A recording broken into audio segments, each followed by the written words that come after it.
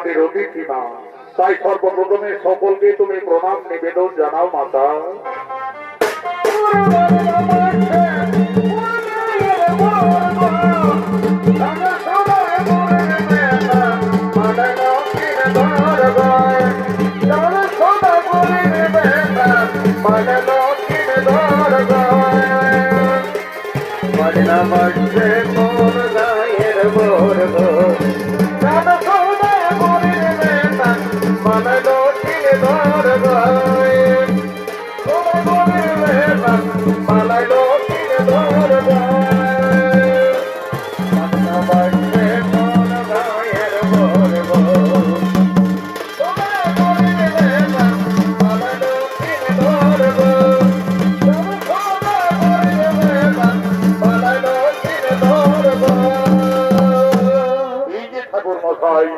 এই হলো আমার একমাত্র আদরের কন্যা।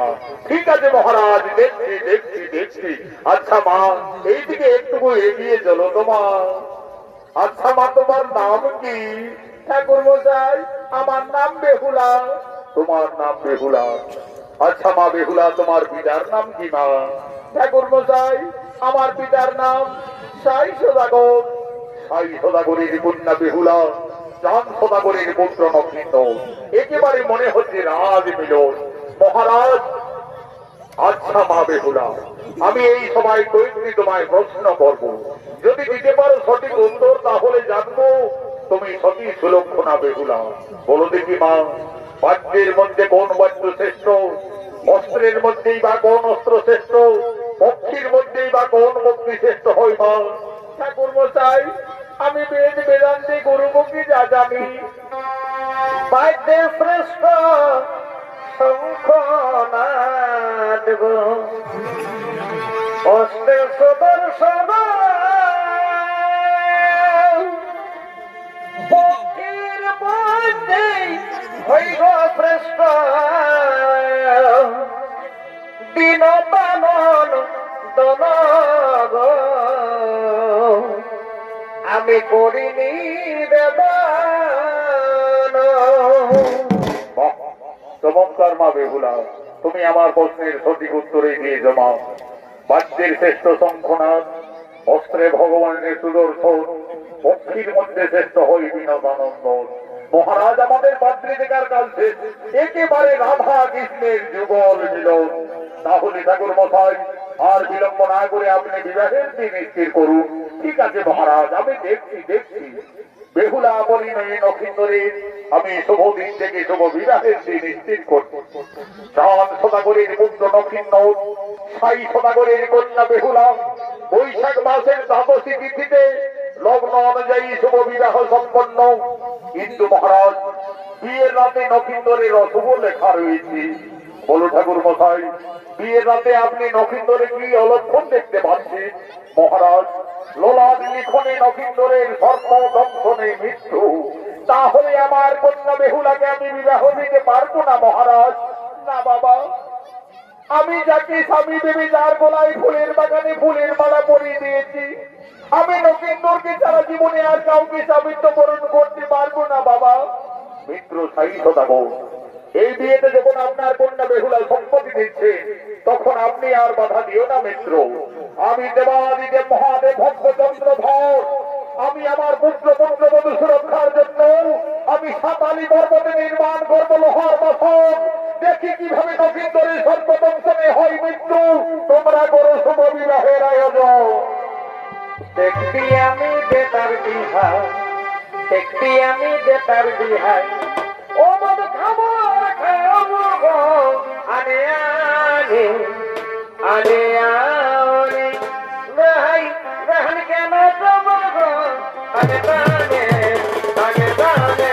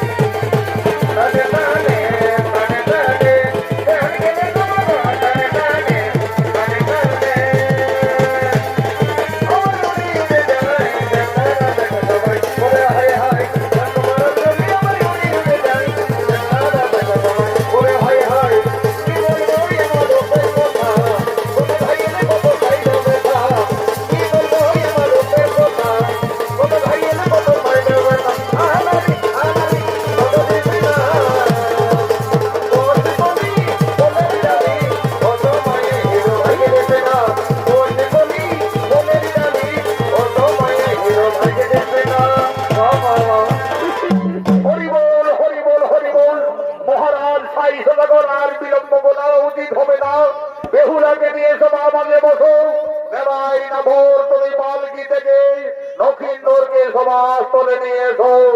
আজ বেহুলা পরিণয়ের শুভ বিবাহ।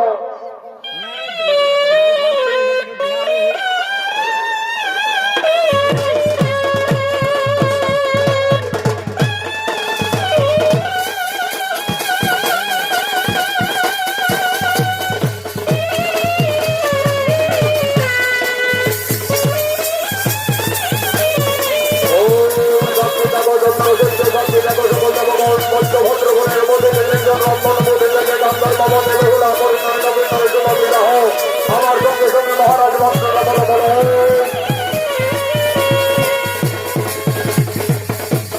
বলো বৈশাখ মাসে শুক্লপক্ষে দ্বাদশী দিবিতে কন্যাদান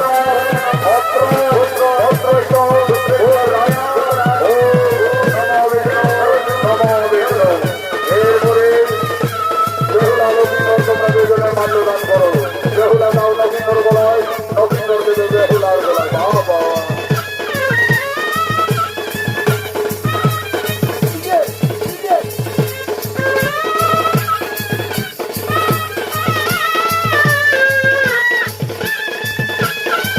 এরপরে নবীনর তুমি বাহাদের গলিয়া বলে বেহুলার মাঝ বলে 3 বার সিঁদুরের পিঠ দিয়ে সমস্ত সিঁদুরটা ছিনতাই করে দাও।